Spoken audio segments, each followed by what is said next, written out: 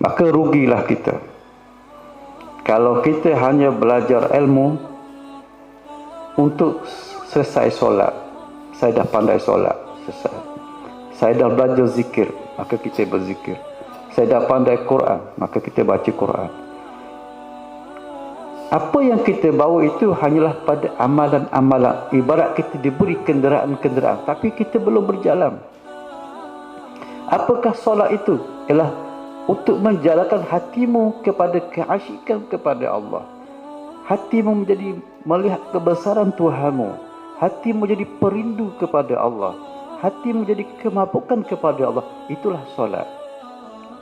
Kalau kita tidak bawa ke situ, kenderaan itu ada tapi tak bawa ke situ, bermakna kita belum berjalan ke hakikat solat yang dikedakinya. Apakah zikir yang kita terima itu? Kadang-kadang kita berzikir, oh kita mencari pahala, kita mencari surga. Kita tidak mencari sesuatu yang dikehendaki oleh Allah. Kita mencari sesuatu selain daripada Allah. Bagaimanakah kita sebagai hamba-Nya tidak mencari Dia? Zikir kita tidak mencarinya, tapi kita mencari sesuatu di sisinya, surganya, nikmatnya, upahnya dan sebagainya. Adakah ini adab kita yang benar dengan Tuhan kita yang pengasih dan penyayang, yang amat mencintai kita, yang amat merindui kita? Dan cinta Allah kepada kita tidak ada keterbatasan. Lautan luas sekalipun, luas langit sekalipun, tak apa boleh dibandingkan cinta Allah kepada kita. Kita wajib membalas cinta Allah. Jangan dihitung amal-amal kita. Jangan dihitung zikir-zikir kita.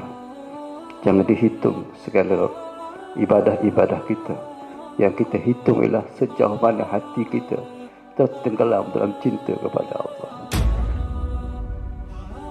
Sehingga tidak ada lagi sesuatu dalam hatiku melainkan hanya padamu ya Allah. Tidak ada lagi cintaku pada suamiku, pada anak-anakku. Semua ini adalah wasilah untuk aku mencapai cintamu. Aku tidak akan mengikat suamiku dalam hatiku.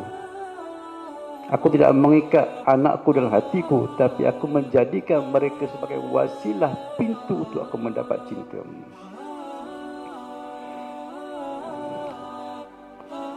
Zulaikha, seorang wanita yang terkenal,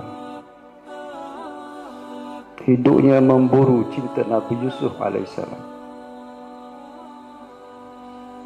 Memburu dan memburu sampai dia terseksa, sampai menjadi tur. Allah memberi kesedaran kepadanya bahawa Nabi Yusuf, keindahan itu adalah merupakan bayang kepada Allah. Maka dia dapat kesedaran, alangkah ruginya hidupku kerana aku mengejar bayang-bayang. Kenapa aku tidak mengejar tuang umpunya bayang-bayang tersebut? Kenapa aku mengejar sesuatu yang tidak ada? Tetapi kenapa aku tidak mengejar yang pasti ada? Maka di situ dia menukar jiwanya, hatinya. Dia menjadikan tumpuannya kepada Allah. Ilahi anta maksudi wa ridhaka matlubi. Dia mencari, mendalami, memburu cinta Tuhan. Dan Allah mencintainya. Dan Allah menerimanya. Sehingga bila Allah menerimanya, Allah menjadikan Nabi Yusuf pemburu kepadanya pula. Bukan lagi dia memburu Nabi Yusuf AS, tapi Nabi Yusuf memburunya. Begitulah kita sekarang. Kalau kita sampai hati kepada Allah, kalbu kita sudah tenggelam betul dalam ikatan kepada Allah, Allah akan jadikan kalbu-kalbu orang di sekeliling kita, dia akan bersama dengan kita. Malah yang sukar selama ini kita rasa sukar, impossible, mustahil dan sebagainya, tidak ada yang mustahil di sisi Allah. Allah boleh menukar orang yang benci menjadi sayang kepadamu. Orang yang keras jadi lembut hatinya padamu. Orang yang menghalangimu, dia akan membenarkan kamu. Terlalu mudah bagi Allah segala-galanya. Sebab tu fokus penyelesaian hidup kita, kembalikan hati kita kepada Allah. Nanti Allah akan selesaikan segala permasalahan hidup kita. Kalau kita fokus pada penyelesaian, kita siapa untuk menyelesaikan masalah? Kerana yang datangkan masalah itu Allah, dan Allah boleh hilang. Kerana masalah itu memang Allah nak menguji kita. Menguji kita. Sejauh mana ketauhidan kita. Dan jangan kamu pergi untuk menyelesaikan anjing yang menyalak kepada kita. Anjing yang menggigit kaki kita. Pasti dia akan terus menggigit walaupun kita halau sekalipun. Carilah tuan anjing tersebut. Wahai tuan, anjing kamu menggigit saya. Dengan perintah tuan tadi, anjing itu akan lari.